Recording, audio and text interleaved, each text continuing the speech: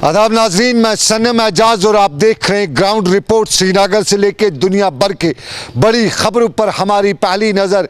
लेकिन सबसे पहले बड़ी खबर करें तो दिल्ली से खबर आ रही है कि कोई तजुर्बा हुआ है इस कोविड के ख़िलाफ़। ये तजुर्बा क्या है, इसकी पूरी तफसील हम आपको रात 9:30 बजे बताएंगे।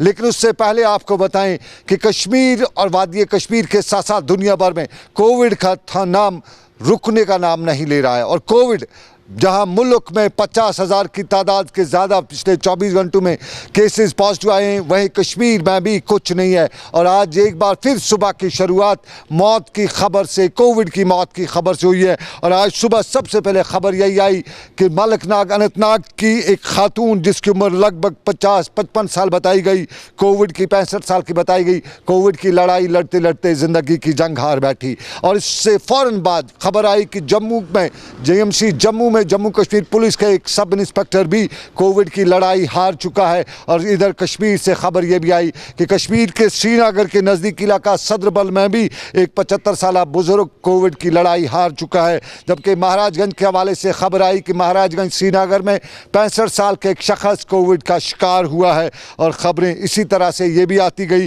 कि वादी कश्मीर के हर तरफ से कोविड की इस लड़ाई में हालात अभी भी कशीदा ही है। लेकिन इसका मुकाबला सरकार ने लॉकडाउन से किया। और आज लॉकडाउन का दूसरा दिन श्रीनगर से लेकर वादी कश्मीर के मुख्तलिफ इलाकों में आज लॉकडाउन सख्ती से अमलाया गया था। और इस सख्ती से अमलाए जाने के दौरान सड़कों पर सिर्फ वही तादाद थी जो सरकारी तौर पर जिन्हें पासेज रखे गए थे। लेकिन कुछ जगहों पे मनचले भी थे, कुछ जगहों पे बिना डर वाले लोग भी थे, और कुछ जगहों पे गाड़ियां भी निकली थी। कल जिस तरह का लॉकडाउन था, कल जिस तरह सरकार ने लॉकडाउन को इम्प्लीमेंट किया था, आज वो सब कुछ लॉकडाउन में नज़र नहीं आ रहा था। शायद एक ही दिन सरकार लॉकडाउन का तेज़ी बर्दाश्त कर सकी। और आज बड़ी ढीली सरकार दिखाई देती। लॉ इन्फोर्सिंग एजेंसीज और ख़ास तौर पे पुलिस डिपार्टमेंट जो ग्राउंड पर रहती है वो आज बहुत कमज़ोर दिख रही थी। और किसी से न पूछा जा रहा था, न किसी को रोका जा रहा था, जो भी निकला था घर से चला जा रहा था। और जहाँ ये इदारे सड़क पे खड़ा तो थे, लेकिन सिर्फ सड़क पे तमाशा देख रहे थे। और इसी तमाशे की झलक आपको श्रीनगर की सबसे पहले हम दिखाते हैं। श्रीनगर में क्या थी आज लॉकडाउन की सूरत-ए-हाल।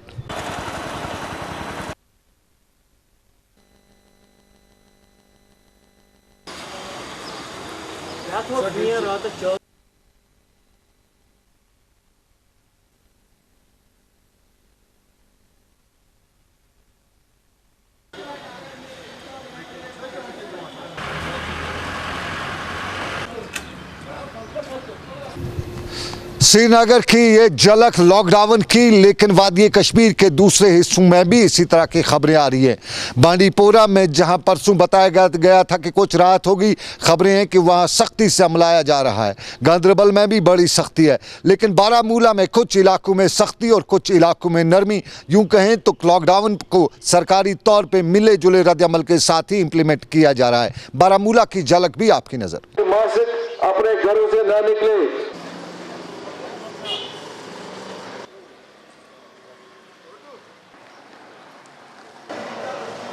Patang hutang waktu akar.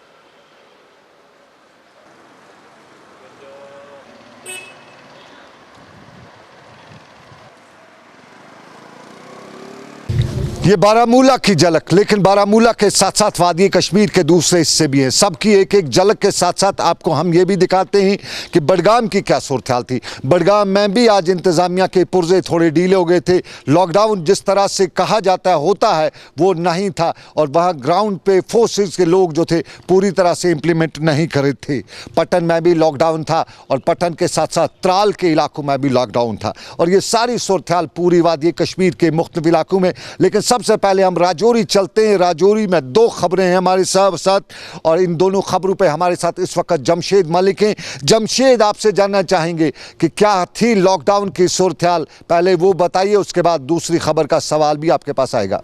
जी सनम, राजौरी में कोविड-19 के केस दिन ब दिन जिस तरह बढ़ रहे हैं, देर रात को 21 मजीद पॉजिटिव आए और इस तरह कुल मिला के 500 से पार 500 से 17 के आसपास चला गया है। ये इनकी हद जो पॉजिटिव आए हैं, उसके बाद सख्त लॉकडाउन राजौरी में लगातार पिछले 15 दिन से देखने को मिल रहा है। आने जाने वाली गाड़ियों पर पाबंदी आयद है, खारदार तारें पूरे शहर में बिछा दी गई हैं, किसी को आने जाने की इजाजत नहीं है। ये इंतजामिया की तरफ से जरूर अब कदम उठाया गया है कि मेडिसिन की दवाइयों को खोलने की इजाजत वक्त के लिए जरूर दी गई है, क्योंकि राजौरी में कोविड-19 के केस दिन ब दिन पूरे शहर के साथ साथ गिरदोनवा में भी बढ़ना शुरू हो गए। देर रात को भी एक पॉजिटिव केस ऐसा सामने आया है जो लंबेड़ी मेन ब्रांच है जम्मू कश्मीर की, उसका मैनेजर भी पॉजिटिव आया है, एक दुकान मेडिसिन दुकान का मालिक भी पॉजिटिव आया और कई लोग और भी पॉजिटिव आए। इसमें अब ऐसे पॉजिटिव लोगों की तादाद ज्यादा हो रही है जिनकी कोई ट्रैवल हिस्ट्री नहीं है, बल्कि ये क्लोज कांटेक्ट में आए, और कई ऐसे पॉजिटिव सामने आ रहे हैं जिनकी कोई ट्रैवल हिस्ट्री नहीं है, ना ही किसी क्लोज कांटेक्ट के साथ उनका राब्ता हुआ। उसके बावजूद भी ऐसे लोगों के पॉजिटिव आने का सिलसिला भी लगातार जारी है। और सबसे बड़ी बात यह है कि इंतजामिया की तरफ से अब जिला में टेस्ट की जो स्पीड थी वो बहुत ज्यादा बढ़ा दी गई है, और आज जो टारगेट रखा है इंतजामिया की तरफ से 1500 लोगों का आज सैंपल लिया जाएगा टेस्ट के लिए। अगर पुंछ की बात करें तो पुंछ के हालात राजौरी से बहुत ज्यादा बेहतर हैं, क्योंकि वहां इस वक्त अगर एक्टिव केसों की तादाद करें तो 30 के आसपास सिर्फ एक्टिव केस हैं, और कोई भी कम्युनिटी से कोई भी केस सामने नहीं आया। इसके चलते इंतजामिया की तरफ से जरूर अब थोड़ी सी पाबंदियां वहां भी दोबारा कर दी गई है। यहाँ सुबह 8 बजे से लेकर 3 बजे तक दुकानों को खुलने की इजाजत है, उसके बाद बंद कर दी जाती है। दूसरी तरफ पुंछ इंतजामिया ने राजौरी के लोगों को पुंछ में दाखिले पर पूरी तरह पाबंदी आयद कर दी गई है, और इस वक्त पुंछ में आप देखे जाए तो पुलिस वालों के सिर्फ टेस्ट किए जाने का सिलसिला जारी है, और दुकानदारों के साथ साथ अब ट्रक ड्राइवर या दूसरे ड्राइवरों के टेस्ट करने का सिलसिला भी शुरू कर दिया गया है। जी चलिए जमशेद, अब मुझे बताइए, अस्पताल की खबर आपने की है, ये खबर क्या है, हमें थोड़ी तफसील बताइए, किस तरह के वाकयात पेश आए हैं। जी सर, मेडिकल कॉलेज राजौरी जो 2014 में इसके अंदर एक लिफ्ट लगाई गई थी, क्योंकि 5 मंजिला इमारत है। 5 मंजिला इमारत के लिए ऊपर नीचे आने जाने में मरीजों को काफी परेशानियों का सामना होता था। उसको देखते हुए 2014 में 4 फरवरी 2014 को उस वक्त के वजीर सेहत ने इसका इफ्ताह किया था। सिर्फ उसी 4 दिन, जो 4 फरवरी को इस लिफ्ट पे अप डाउन किया गया, उसके बाद ये लिफ्ट आज तक बंद पड़ी हुई है। इसमें जंग लग चुका है और पूरी तरह ये अब खराब हो चुकी है, जो पिछले 6 सालों से पूरी तरह बंद पड़ी है। इससे लोगों को कोई फायदा नहीं मिल पा रहा है, क्योंकि मेडिकल कॉलेज राजौरी में इसके अलावा भी अगर देखा जाए सिटी स्कैन मशीन है जो पिछले काफी अरसा से खराब पड़ी हुई है, जो ठीक नहीं हो पाई। आज भी लोगों को सिटी स्कैन के लिए जम्मू जाना पड़ता है। हालांकि प्राइवेट जो बाहर चल रही है मशीनें वो ठीक है, मगर मेडिकल कॉलेज राजौरी की जो मशीन है, इसके रिपेयरिंग पे इतना पैसा निकाला जा चुका है कि मशीन की कीमत से वो ज्यादा बन चुका है, मगर उसके बावजूद भी आज तक वो सिटी स्कैन मशीन नहीं चल पाई। इसी तरह अगर लिफ्ट की बात करें, लिफ्ट 2014 4 फरवरी के बाद आज तक कभी वो दोबारा नहीं चल पाई, क्योंकि इससे लोगों को आज तक कोई फायदा नहीं हुआ। इस 5 मंजिला इमारत में बुजुर्ग लोग भी बीमार आते हैं, हर तरह के लोग बीमार आते हैं, चाहे एक्सीडेंटल केस होते हों कि दूसरी तरफ अगर जख्मी होते हैं लाइन ऑफ कंट्रोल पर, उन लोगों को लाया जाता है और इनको ऊपर नीचे करने के लिए फिर वही सीढ़ियों का इस्तेमाल किया जाता है, क्योंकि इसकी लिफ्ट 2014 के बाद आज तक कभी नहीं चल पाई। जी चलिए, इंतजामिया से आपने कोई बात की, इस हवाले से क्या कहती है इंतजामिया? जी, मेडिकल कॉलेज इंतजामिया से हमारी इस हवाले से बात हुई तो उनका ये कहना है कि लिफ्ट का जहां तक ताल्लुक है, इसके मुताल्लिक अब दोबारा एक बार लिखा गया है हायर अथॉरिटी को, क्योंकि इस लिफ्ट के मुताल्लिक जिस तरह पहले भी कहा गया कि इससे पहले भी लिखा गया था, मगर इस पे ध्यान नहीं देगा, मगर अब दोबारा कहा गया है और जल्द उम्मीद है कि इस पे दोबारा काम होगा। दूसरी तरफ सिटी स्कैन पे इनका ये कहना है कि सिटी स्कैन मशीन पे बार बार ठीक करवाने के बावजूद ये खराब होती रही। जिस कंपनी के पास इसका पहला कॉन्ट्रैक्ट था उस कंपनी ने छोड़ दिया और दूसरी कंपनी के पास कॉन्ट्रैक्ट चला गया। जो दूसरी कंपनी आई उसने उसके पुर्जे निकाल के वो साथ ले गई रिपेयर करने के लिए, मगर वो कंपनी ने पुर्जे ही नहीं वापस लाए, जिस कारण ये सिटी स्कैन मशीन भी आज हमारी डिफंक्ट पड़ी हुई है और ये दूसरी तरफ लिफ्ट भी हमारी आज डिफंक्ट पड़ी हुई है। इस तरह अगर ये कहें कि मेडिकल कॉलेज राजौरी में जो सहूलियात मिलनी चाहिए थी लोगों को, वो इस वजह से नहीं मिल पा रही क्योंकि इस पे जो बुनियादी सहूलियात थी उनकी अभी भी अदम दस्तयाबी है। जी बहुत शुक्रिया जमशेद मलिक पूरी जानकारी के लिए। जमशेद जानकारी बता रहे थे और अस्पताल के हवाले से बता रहे थे कि कई साल पहले अस्पताल को लिफ्ट लगाई गई, लेकिन लिफ्ट सिर्फ एक दिन चली, उसके बाद उसको रब्बा लिफ्ट करा दे का नहीं, फकरा दुरुस्त होना साबित हो रहा है। लिफ्ट चल नहीं रही है, लोग किस तरह से परेशान हैं, अस्पताल में किस तरह इंतजामिया काम करिए, ये जमशेद मलिक आप हमें बता रहे थे। लेकिन हम चलें तो आगे चलें और चलते हैं अनंतनाग। फिदा हुसैन मेरे साथ मौजूद हैं।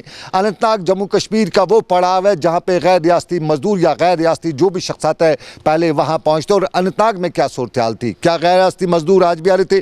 फिदा हुसैन के पास चलते हैं। फिदा, बताइए तफसील से क्या ज़मीनी सूरत हाल थी अनंतनाग की। कि सनम मैं आपको बता दूं कि अगर हम लॉकडाउन की बात करेंगे, क्योंकि लॉकडाउन को फिर से इम्पोज किया गया, हालांकि अगर हम जनूबी कश्मीर की बात करेंगे, जनूबी कश्मीर में भी लॉकडाउन का असर जो है साफ तौर पे सड़कों पर आज भी नजर आ रहा था। जुमा के पेश नजर भी आज जहां लोग जो है जो नमाज जुमा के लिए मस्जिदों में जमा होते थे और भारी भीड़ भी होती थी, लेकिन अक्सर आज हमने फिर से देखा कि बहुत सारे ऐसे जहाँ पे जुमा होना था, जहाँ पे जुमा होता था वहां पे भीड़ कम ही थी, लेकिन कहीं ना कहीं पे आम लोग भी जो है वो इस लॉकडाउन का सपोर्ट करते हुए नजर आ रहे हैं। मैं बता दूं आपको कि अनंतनाग की सूरत हाल की बात करेंगे, अनंतनाग में भी आज सुबह से ही लॉकडाउन जो है वो नजर आ रहा था, जबकि यहाँ पे एक जो 65 साल औरत है उसकी भी मौत हुई सुबह कोविड-19 की वजह से। बताया गया कि उसके बाद यहाँ पे एक बार फिर जो है वो तशवीश की लहर जो है फिर से दौड़ पड़ी सुबह, जब ये एक बुरी खबर जो है जब सामने आई। लेकिन मैं बता दूं आपको यहाँ पे कि हर रोज कहीं ना कहीं पे जनूबी कश्मीर हो या सेंट्रल कश्मीर हो या बाकी जो भी जितनी भी जगह है वहां से कहीं ना कहीं पे अब बुरी खबर जो है हर रोज जो है यहाँ पे लोग जो है सुनते आ रहे हैं। लेकिन लोगों को भी चाहिए कि वो बिना मास्क के बाहर ना आए, अगर वो बाहर आते भी है तो मास्क पहन के ही वो बाहर आए। अगर वो कहीं पे जमा भी होते हैं तो वहां पे लोगों को समझाए कि आप वहां पे जमा ना हो जाए, क्योंकि इस वक्त कोविड-19 ने अपना कहर जो है वो यहाँ पे जारी रख किया है और ये वायरस पता नहीं है किन किन लोगों के यहाँ है और किस किस को है। और कहीं ना कहीं पे आप लोगों को भी समझना चाहिए कि अगर कोविड-19 को हमें हराना है, कोविड-19 से अगर हमें लड़ना है तो हमें वो एसओपी जो है जो पहले ही जारी की गई है उसका फॉलो करना चाहिए। और अभी भी कुछ ऐसे लोग हैं जो कि फॉलो करते हुए नजर नहीं आ रहे, जो कि बिना मास्क के अभी भी निकलते हैं, जिनके चेहरे पे डर भी नहीं है कि ये कोविड ने कितना कहर मचा है। लेकिन अब कहीं ना कहीं पे लोग जो है अब अंदर ही अंदर जो है उनके अंदर यही तशवीश है कि अब हर रोज कहीं ना कहीं पे किसी न किसी की मौत जो है कोविड-19 की वजह से हो रही है। लेकिन अब वक्त आ चुका है, वक्त आ गया है जब हमें संभलना चाहिए, जब हमें समझना चाहिए कि इस जंग में अगर हमें जीतना है तो फिर हमें एहतियात बरतने की जरूरत है। फिदा, एक और मामला जो है जो हम आपसे जरूर जानना चाहेंगे, ये हमारे व्यूवर्स को जरूर बताइए कि यूजुअली पिछले कुछ दिनों से बताया जा रहा था कि जम्मू श्रीनगर हाईवे पे बड़ा रश है, गैर रियासती मजदूर आ रहे हैं, बाकी कुछ मामला बहुत से थे, कुछ सियासत भी करे थे, तो इस वक्त क्या है सूरत हाल, क्या गैर रियासती मजदूर इस वक्त भी आ रहे हैं या कुछ कमी आ चुकी है? देखिए बहुत ज्यादा कमी जो है वो आज उधर जवाहर टनल के इस पार जो है नजर आ रही है। हालांकि पहले कुछ दिनों में जो गैर रियासती मजदूर जो काम के लिए यहाँ पे आ रहे थे उनकी भीड़ जो है काफी ज्यादा थी और उनकी जो टेस्टिंग है वो वहाँ पे होती थी। तो उसके बाद जब तक उनका टेस्ट जो है नहीं आता था तब तक उनको यही कहा जाता था कि इनको आप अपने वहाँ रखिए, बाहर इनको काम करने के लिए इजाजत नहीं देना तब तक जब तक इनके रिपोर्ट जो है सामने नहीं आएंगे।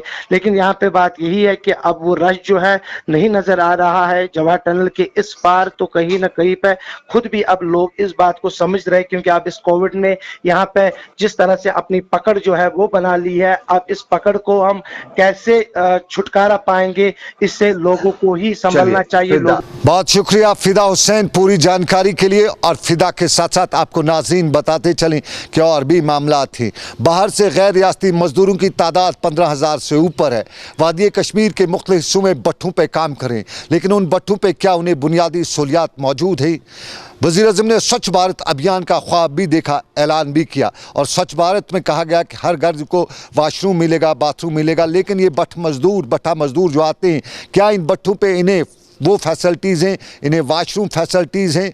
कायदे और कानून पोल्यूशन डिपार्टमेंट के मुताबिक हर भट्ठे पे इनके लिए बाज़ाब्ता तौर पे टॉयलेट फैसिलिटी होनी चाहिए। लेकिन जब हमने मुख्तलिफ टॉयलेट इन इलाकों का दौरा किया, इन भट्ठों पे गए, तो हमें यही मालूम हुआ कि ये खेत खलियान में ही हाजत बशरी के लिए जाते हैं। यानी स्वच्छ भारत अभियान जो वज़ीर-ए-आज़म की, उसकी खुल्लम खुला दजियाँ बड़गाम में उड़ाई जाती हैं और किसी भी भट्ठे पर कहीं पर भी इन मज़दूरों की जो बड़ी तादाद है, औसतन एक भट्ठे पर 100 के करीब मजदूर है, उनके लिए वाशरूम फैसिलिटी नहीं है, हाजत बशरी की फैसिलिटीज़ नहीं है। ज़रा ये भी ज़रूरी है इंसान के लिए और इस पर गौर करना भी है। एक छोटी सी बात हो सकती है किसी के लिए कि फैसिलिटी नहीं है, लेकिन बात बड़ी है क्योंकि पूरे इलाके के खेत खलियानों में ही इन्हें सुबह के वक्त जाना पड़ता है। वो अलग बात है कि इस बडगाम के बट इलाके से रेलवे ट्रैक नहीं गुजरता है, वरना ये सारा मामला रेलवे ट्रैक पे ही गुजारा जाता है। लेकिन इसके साथ दूसरा मामला और कश्मीर के हालात में गांदरबल कल की खबर कि शौहर ने अपनी शरीक हयात का कत्ल किया था और आज गांदरबल के दरियाई सिंध से एक लाश मिली है जिसका दड़ नहीं था, सर नहीं था, टांगें ही थी और इस लाश की शिनाख्त नहीं हो सकी है। मुकामी लोगों ने दरियाई सिंध में ये लाश देखी, उसके बाद उसे निकाला गया तो मालूम हुआ कि सिर्फ टांगें हैं, दड़ नहीं है। एक अलमिया कश्मीर का कि अब ये भी बिना सर और दड़ के लाशें मिलती हैं। पुलिस ने इस मामले में तहकीकात शुरू कर दी हैं और बताया जाता है कि इसकी शिनाख्त जो है दड़ के ज़रिए की, DNA के ज़रिए की जाएगी। लेकिन सियासत के मुद्दे भी हैं और सियासत के मुद्दे में 4G का आपको मामला मालूम ही होगा। कल बताया गया कि एक लंबी लाइन है 4G के हवाले से, लेकिन आज जम्मू में सईद अल्ताफ़ बुखारी जो अपनी पार्टी के सदर भी हैं ने प्रेस कॉन्फ्रेंस के दौरान जहां कश्मीर के हालात का भी वाविला किया, वहीं 4G पर भी सवाल उठाए और 4G के साथ साथ रेस्टोरेशन ऑफ जम्मू कश्मीर की जो रियासत है उसकी वापसी का मुतालबा भी दोहराते हुए कहा कि इन हालात और मामलात में कश्मीर के हालात को सुलझाना है तो कुछ न कुछ करना ही पड़ेगा। जम्मू में सईद अल्ताफ़ बुखारी की प्रेस कॉन्फ्रेंस। अफसोस की बात है कि कोविड की आड़ में सब चीज़ को पीछे धकेला जा रहा है। हमारे स्कूलों का हाल, बच्चों का जो कैरियर है बिल्कुल ख़त्म हो गया है। वैसे ही हम 5 अगस्त से पहले हमें कहते थे आप बंद हो, अब लॉकडाउन उसको नाम हो गया। पहले क्रैकडाउन था, अब लॉकडाउन है। फ़र्क खाली C और L की आ गई और कोई फ़र्क नहीं है। 4G हमारे लिए अब मुझे लगता है ऐसी चीज़ बन गई है जैसे हम चांद सूरज ढूंढ रहे हैं। हमारे बच्चे कैसे पढ़ेंगे? जो हमारे बच्चे बाहर से आए, बाकी यूनिवर्सिटियों में पढ़ रहे थे, बाकी कॉलेजेस में पढ़ रहे थे, प्रोफेशनल कॉलेजेस में पढ़ रहे थे, ऑनलाइन उनके क्लासेस चल रहे थे, लेकिन हमारे बच्चों को उससे भी महरूम किया गया है। मेरी पुरजोर अपील है हिंदुस्तान के होम मिनिस्टर से जो इस वक्त बराह रास्त हमारी सरकार को चला रहे हैं कि सज़ा की एक इंतहा है, इस इंतहा को अब ख़त्म करिए। कम से कम बच्चों को 4G दीजिए ताकि इनके कैरियर और ख़राब ना हो जाएं। हमारे बच्चे कुछ विदेश में पढ़ते थे, वो भी वापस आ गए हैं, उनके क्लासेस भी ऑनलाइन चल रहे हैं, लेकिन मोटी मोटी फीसें देकर भी वो महरूम है, वो अटेंड नहीं कर पा रहे हैं क्योंकि 4G अवेलेबल नहीं है। एक और बात जो मैं कहना चाहता हूँ, एक मुनज़्ज़म कोशिश हो रही है कि 72 साल की जो सियासत रही है कि कश्मीर को जम्मू से लड़ाओ और जम्मू को कश्मीर से लड़ाओ, फिर तरह तरह के डिसीजंस में ऐसा करने की कोशिश की जा रही है। अपनी पार्टी इसीलिए वजूद में आई है क्यों आज कोई विवाद नहीं है। जम्मू की अवाम चाहती है कि हमारी स्टेटहुड बहाल हो जाए, कश्मीरी अवाम चाहती है स्टेटहुड बहाल हो जाए, जम्मू की अवाम चाहती है कि हमारे लैंड्स की राइट्स हमारे पास ही रहें, जॉब्स हमारे पास रहें, यही कश्मीरी चाहते हैं। आज कोई विवाद इमोशनल नारा नहीं है। मेरी आपके माध्यम से दोनों खित्तों के अवाम से गुजारिश है कि किसी के भी जज्बाती नारों में ना आइए, और जो साजिशी अनासिर आज भी कुछ ऐसे फैसले कर रहे हैं कि ये दो खित्ते आपस में लड़े, मैं उनको भी कहता हूं कि आपकी साजिश अब कामयाब नहीं होगी। ये आज 72 साल बाद का जम्मू कश्मीर है। आज की जो लोग यहाँ हैं, जो आज की यूथ यहाँ है, उन्हें मालूम है उन्हें क्या चाहिए। उनकी तरजीह इमोशनल नारे नहीं है, उनकी तरजीह डेवलपमेंट है, उनकी तरजीह है उनकी एजुकेशन, और उनकी तरजीह इस रियासत की तरक्की। और उसमें मैं उन सब का साथ चाहता हूँ। आज अपील करता हूँ सबको कि आज एक ऐसी पार्टी आपके सामने आई है जो कोई इमोशनल नारा नहीं, एक ही नारा कि हम एक हैं, चाहे जम्मू वाले हैं, चाहे कश्मीर वाले हैं, चाहे किश्तवाड़ वाले हैं, चाहे डोडा वाले हैं, चाहे राजौरी वाले हैं, पुंछ वाले हैं, या कुपवारा वाले हैं, या अनंतनाग वाले हैं। हम एक ही रियासत के बाशिंदे हैं और हमारी रियासत ली गई है, हमें मिल के ये रियासत वापस लानी है। ये सबसे बड़ी तरजीह है। उसके बाद इमीडिएटली एक इलेक्शन किया जाए, डेमोक्रेटिक इलेक्शन। हम नहीं कहते हैं कोई चोर दरवाजे से किसी को नहीं, हम कहते हैं लिया जाए।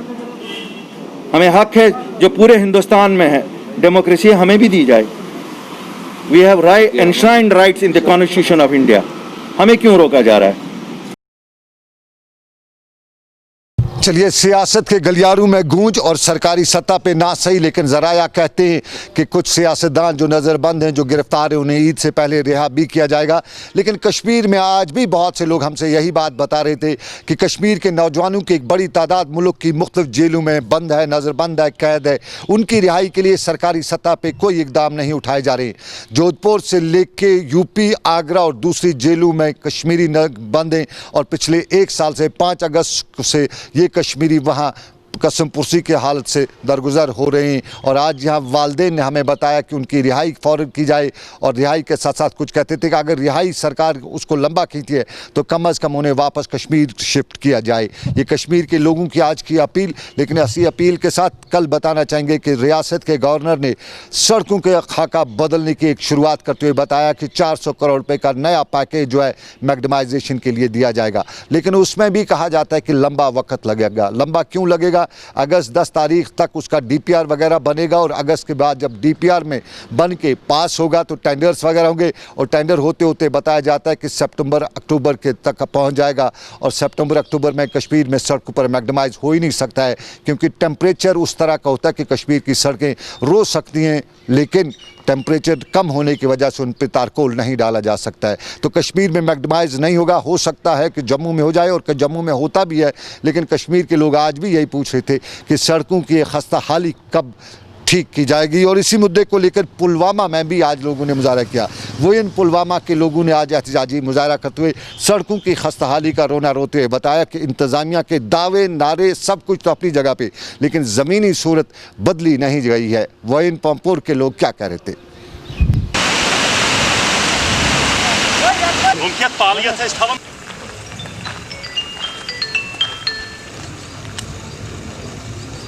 मे जनाब कोर कमरस दोद यक जन गज पत वो तमो चोन यून जरूरत कहें, ये हालात खराब, ठेकेदार वनकस सिडरे पत करो गोच कम। आज जनाब आज तान तह गई मजबूर गुलिस्तान न्यूज गुजारिश करनस सान मुतालबा वात तो कुन। बह जनाब 15 फेर कर डी सी सो मीटिंग में डी सी साहब मीटिंग में गोस एडिशनल डी सी तम दितुम लिखित एक जनस पे, एक जनन कोर अत कहीं गौरा। सोन गुजारिश अख चीज अख दीतन तुम दोब पित अत रतन मैकडम बी दीतन नलक लाइन बह हतस चूलो शेट के यी ट्रांसफार्म खस्त गोमुत। जनाब कर गवर्नरस अपील, बाकी गए सारी तसलिया खुद गवर्नरस योर गई मशीरन तहदन तमो तोर कहीं तवज्जो। गवर्नरस अपील कर गुजारिश कर मेहरबानी कर धर्मिक पास कर सानिस गामस मज कह नजर सानी। वहीं पापोर के लोग सड़क की खस्ता हाली को लेकर परेशान, लेकिन बारामूला के कानसपोरा के लोग भी, सिंहपुरा के लोग भी तामीर और तरक्की का रोना रोते हुए बता रहे हैं कि तामीर और तरक्की के नाम पर महकमू ने बड़ी रकूमात खर्च की हैं, लेकिन उन रकूमात को वाकई ज़मीनी तौर पर ज़मीनी सतह पर पूरी तौर पर खर्च नहीं किया है, वरना बारामूला की सरकारी इमारत का ये हाल नहीं होता। इरशाद अहमद हमारे नुमाइंदे बारामूला में के हैं, और उनने वहाँ सिंहपुरा की एक सरकारी इमारत का खदखाल कुछ इस तरह से बयान किया है। देखेंगे कि यहाँ एक हॉस्पिटल की बिल्डिंग है डॉक्टर की, और ये पिछले 15 साल से ये बिल्डिंग इसी तरह पड़ी है, और इस पर भी 20 लाख रुपए उस वक्त प्रोजेक्ट इस पर लगा हुआ था, मगर बस इसी यूं का तू है। और इसमें अब इस वक्त लोग गंदगी फैलाते हैं, चारवाई छुगरना तिम और भी बहुत से काम हो रहे हैं, ये नाजायज़ काम यहाँ होते हैं। शाम को अगर आप देखोगे यहाँ चर्च पीते हैं लोग, और मतलब ये हमारी बदकिस्मती है। बहुत मुश्किल की ज़िंदगी हम जी रहे हैं, और चाहे वो सिख है, मुसलमान है, पंडित है, हिंदू है, यहाँ सब कम्युनिटियाँ रहती हैं, पंडित भी हमारे साथ रहते हैं यहाँ, मगर they are living a very hard life, very tough life.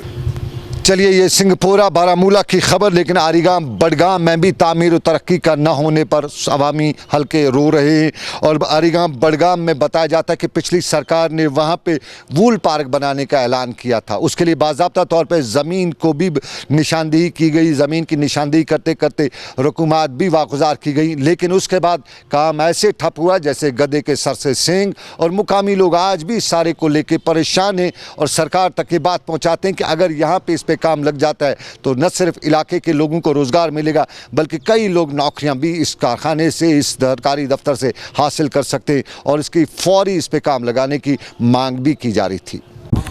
गवर्नमेंटन पत्म लटि wool park गोमुत Eilat your अत पोस त्रिमत लेकिन वनिक तान लग वनिक तान कि वाते योर रोजगार बेरोजगार पढ़ित लिखित बेरोजगार ये इलाकस मज तम गसा इलाक योर शालनाट फ्रेसवाड आरगाम योर बुगरू क्रमशर खान सोबन नज़दीक योर योर बेरोजगारी खत्म अगर ये लागन तो योर मुश्किल गए हल तो बाकी वसलाम। चलिए ये तामीर और तरक्की के मामलात में लेकिन पानी की किल्लत बराबर महसूस की जा रही है। वादी कश्मीर के हर तरफ से हाहाकार मची हुई है, पानी की किल्लत है।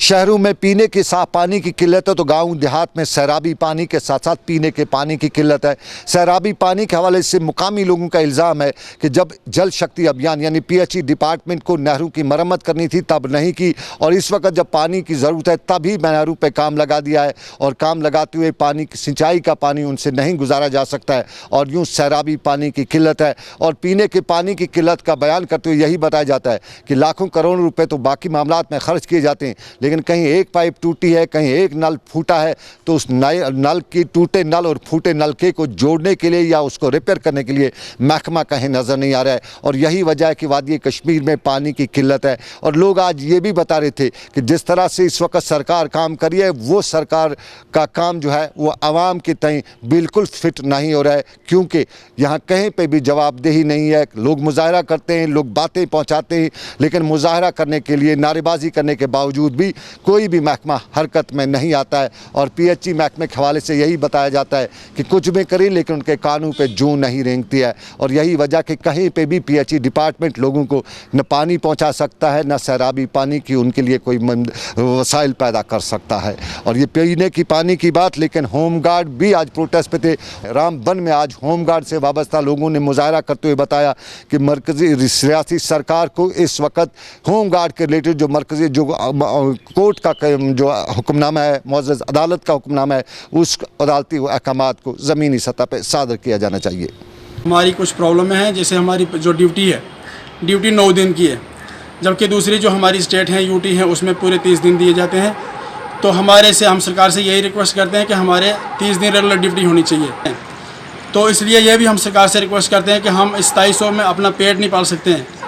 तो इसके बाद जो सुप्रीम कोर्ट की जजमेंट थी 2015 की, उन्होंने बोला था कि जो कांस्टेबल की पे जो है हमको मिलनी चाहिए, लेकिन यहाँ पर कांस्टेबल की पे तो कहाँ, जो दूसरे UT में वो भी नहीं हमें मिला। तो इसके बाद सर ड्यूटी हम जैसे हमारे कोई भी रेस्क्यू ऑपरेशन है, अमरनाथ ड्यूटी है, हज यात्रा है, नाइट पेट्रोलिंग है, डे पेट्रोलिंग है, कोई एक्सीडेंट हो जाता है, ये पहाड़ी हमारा एरिया है, यहाँ पर अगर कोई डेड बॉडी है उसको उठाना है, कोई दरिया में डूब गया उसको निकालना है, ये सारी ड्यूटी हम करते हैं। चलिए ये होमगार्ड्स की बात, रामबन में मुजाहरा, बात अरबाब इक़दार तक पहुंचाने की, लेकिन और भी मुद्दे हैं, उन्हीं मुद्दों पे हम चलेंगे। लेकिन फ़िलहाल ग्राउंड रिपोर्ट से मुझे दीजिए इजाज़त, ऊपर वाले की मर्ज़ी, फिर करेंगे आपसे मुलाकात। ग्राउंड रिपोर्ट आप तक पहुंचाने मेरे साथ ताउन किया समीर वानी ने। आप रखिए अपना ख्याल, अल्लाह हाफिज़।